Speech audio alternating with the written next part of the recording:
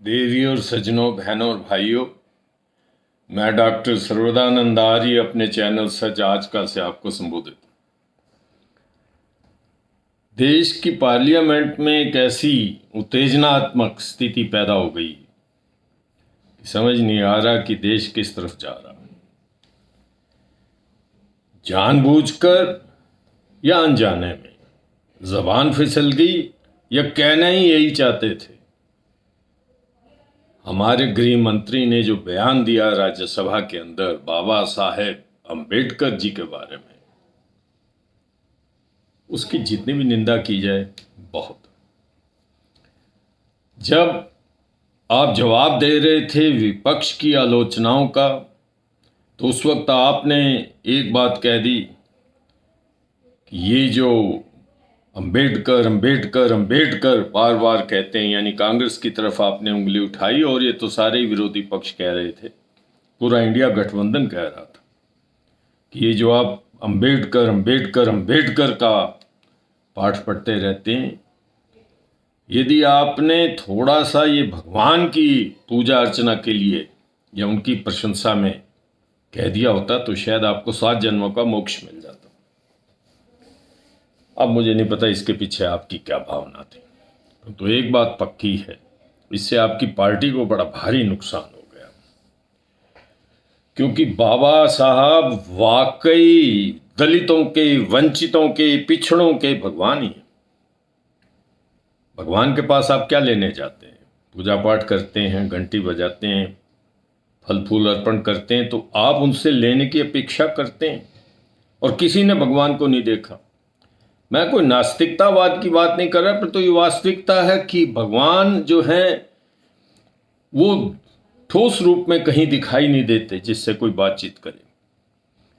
इसीलिए वो क्या देते हैं क्या नहीं देते, मैं समझता हूं ये मनुष्य के कर्मों के ऊपर आधारित होता है। परंतु बाबा साहेब B.R. अम्बेडकर, डॉक्टर अम्बेडकर इन वंचितों के, इन दलितों के हजारों साल से जो छूतछात का शिकार हो रहे थे, मनुष्य का मल मनुष्य के सिर पर उठकर जा रहा था, जिसके छूने मात्र से लोग अपने आप को अपवित्र समझते थे, नहाते धोते थे।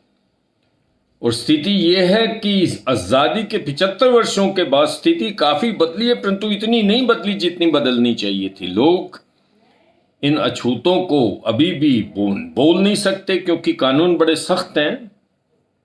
भावनात्मक रूप से हृदय में इनके प्रति समानता और प्रेम का व्यवहार नहीं करते। आप किसी उच्च जाति वाले का घड़ा नहीं छू सकते।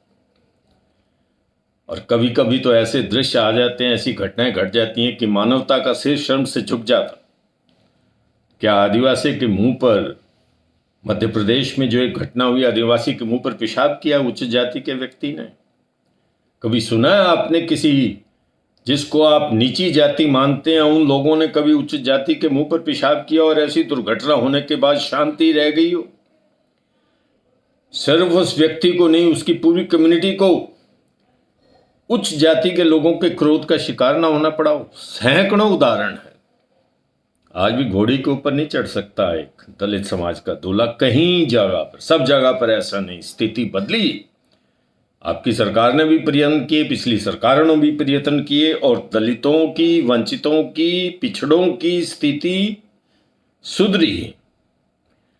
परंतु ऐसा नहीं कि आप उन्हें कह दे कि अंबेडकर अंबेडकर अंबेडकर कहते फिरते हो, ये रटने की क्या आवश्यकता है? भगवान का नाम रट लिया होता तो शायद आपको मोक्ष मिल जाता। मैं समझता हूं कि राजनीतिक समीक्षक होने के नाते अमित शाह जी, जो कुछ आप लोगों ने कोरोना में आपकी पार्टी ने कमाया, वो एक आपके वाक्य ने खो दिया।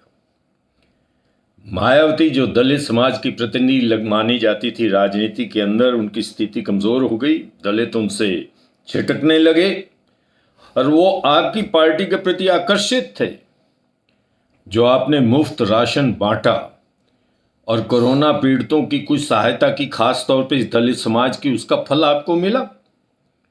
बहुत सारी स्टेट्स के अंदर आपको इसका इनाम मिला।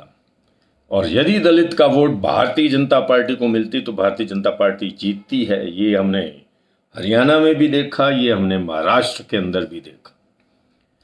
और यदि दलित आपसे क्रोधित है तो दलित के साथ कौन जा जुड़ता है? माइनॉरिटीज जुड़ती हैं। दलित के साथ पिछड़े जुड़ जाते हैं, दलित के साथ आदिवासी जुड़ जाते हैं, क्योंकि वो एक समानता के अधिकार के संघर्ष के साथ ही हैं। और कुछ अगड़ी जातियों के वो वोट भी जो आपसे नाराज हैं वो भी जुड़ते। यदि आप वोट बैंक की बात करते हैं तो आपका वोट बैंक छोटा हो जाता। और आपने इसका एक उदाहरण देखा, संविधान की रक्षा करने का जो एक नैरेटिव चलाया था अपोजिशन पार्टी ने, यूपी के अंदर आपकी सीटें कितनी घटा दी और आप 240 पर सिमट गए। सिर्फ उन्होंने ये कहा था कि आप संविधान को बदलना चाहते।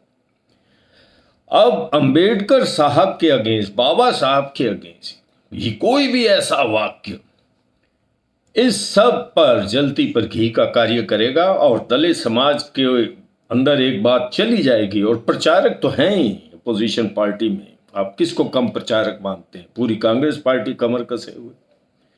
अखिलेश बहुत बड़ा प्रचारक है जिसके विचार सुने जाते हैं, केजरीवाल बहुत बड़े प्रचारक है, ममता दीदी बहुत बड़े प्रचारक। जितना इंडिया गठबंधन के नेता लोग हैं, ये एक एक गांव में जाकर दलितों के कानों में ये फूकेंगे, देखिए जो हम कहते थे वो सच कहते थे।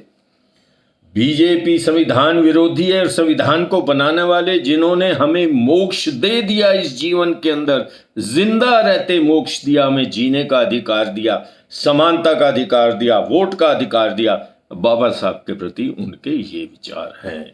ये आपको भारी पड़े। हो सकता है आपके पास कुछ और कलाएं हों और आप अपने आप को बचा जाएं, लगता नहीं। एक राजनीतिक समीक्षक की दृष्टि में ये एक ऐसी गलती आपसे हो गई, उसका आपको तुरंत निदान कर लेना चाहिए। सलाह देना हमारा काम है, मानना ना मानना आपका कार्य। फौरन अमित शाह जी आपको पार्लियामेंट में जाकर दलित समाज से और बाबा साहब के प्रति ऐसे विचार उद्गार करने के लिए, क्योंकि इसको व्यंग रूप में लिया गया है दलित समाज में, व्यंग का अर्थ अपमान होता है। और इन वाक्यों के लिए जो आपसे के मुंह से निकल गए उनके लिए क्षमा मांग लीजिए, अन्यथा हो सकता है आपकी कुर्सी चली जाए।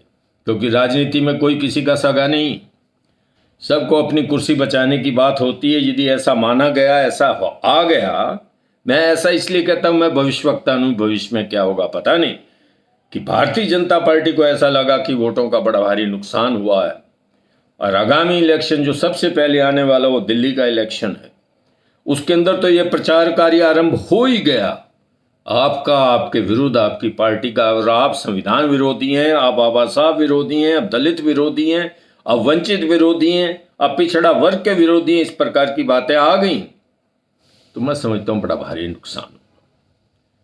बाकी आपकी मर्जी। और एक बात अवश्य मैं कहूंगा, बहुत सारे उदाहरण हैं, मेरे व्यक्तिगत अनुभव भी हैं और देश के अंदर भी घटनाएं होती हैं। बाबा साहब ना होते तो आज भी दलित, वंचित और पिछड़े जो हैं वो निचली श्रेणी में, दूसरे या तीसरे श्रेणी के दर्जे के नागरिक होते। इन सब विचारों के साथ मैं अपने वीडियो को समाप्त कर रहा हूं और अंतिम बात कह रहा हूं, शाह महोदय, अमित शाह जी, माफी तो आपको मांगनी पड़ेगी। ये किसी की नाक का प्रश्न नहीं, आपकी पार्टी की प्रतिष्ठा का प्रश्न है। मैं अपने इस वीडियो को यहीं समाप्त करता हूं। अपने दर्शकों से अनुरोध करता हूं, यदि आपने इसे पसंद किया हो तो लाइक करिए, शेयर करिए।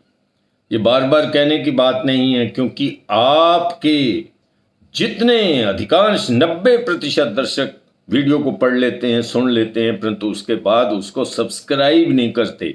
यदि आप सब्सक्राइब नहीं करते तो हमारा नुकसान कर देते हैं और आपका किसी पैसे का, 1 पैसे का नुकसान नहीं होना। सब्सक्राइब अवश्य करिए, यह आपसे अनुरोध है। धन्यवाद, नमस्कार।